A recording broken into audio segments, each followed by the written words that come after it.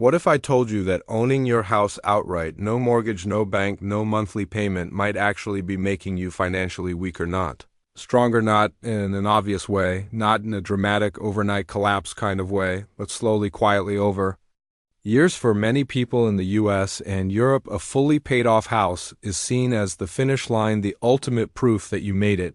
But today, I want to walk through why this belief can quietly work against you, even if you are responsible, disciplined, and doing everything right. Let us start with a very normal life. You are in your 30s or 40s, you live in the US, Germany, the UK, or somewhere similar. After tax, you bring home about $3,800 a month, maybe 3,200 euros in Europe. Not wealthy, not struggling, just stable. Your house is fully paid off, no mortgage, so your monthly expenses look reasonable. You pay about $450 in property tax and insurance, $300 for utilities, $400 for car payments or transport, $250 for groceries, some subscriptions, phone bill, maybe a small student loan or credit card balance. All in, you spend around $2,200 a month on paper. This looks great. You are saving $1,600 every month, and mentally something very important happens. You feel safe. The house is yours. No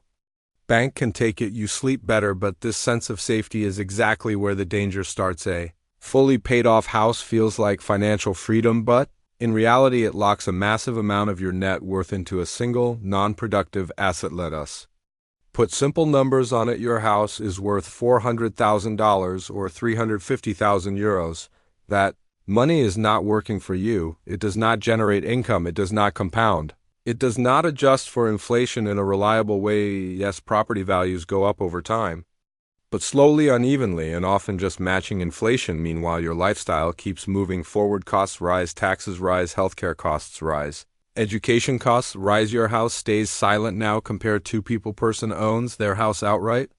Person B still has a mortgage. Person B owes $200,000 at 4%. Their monthly payment is about $950. But here is the difference. Person B invested the $200,000 they did not use to pay off the house, not in anything exotic, just a broad market index. Historically, even a conservative 6% annual return turns $200,000 into over $575,000 in 18 years. Meanwhile, person A has a house that might grow from $400,000 to $550,000 in the same period. Both live in similar homes, both sleep in similar bedrooms, but one has liquidity flexibility options, the other has a very nice locked box. So why do smart, hardworking people still rush to pay off their homes? Because debt feels emotional. A mortgage feels heavy.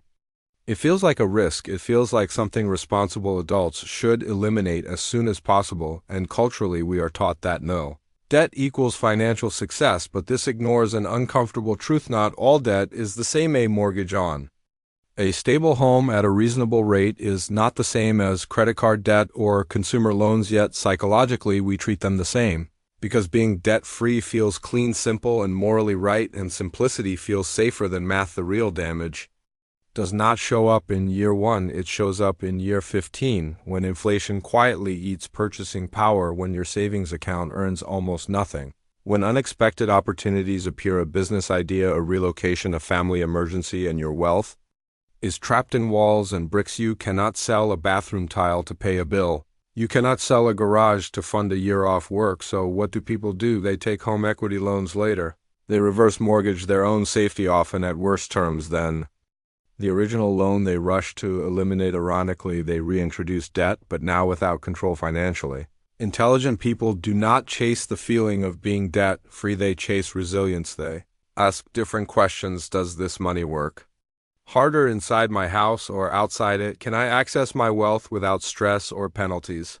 Am I optimizing for comfort today or flexibility over decades? They do not see a house as a trophy, they see it as a tool, a place to live, not a retirement plan. Owning a fully paid off house is not a mistake, but believing it automatically equals financial security is security does not come from eliminating discomfort. It comes from understanding trade-offs. A house can give emotional peace, but emotional peace is not the same as financial strength. The smartest financial decisions often feel slightly uncomfortable because they require patience, math, and emotional control and awareness, not guilt. is what changes outcomes. If this way of thinking made you pause, even just a little, you might want to stay around. You can subscribe if you would like more calm, realistic perspectives like this.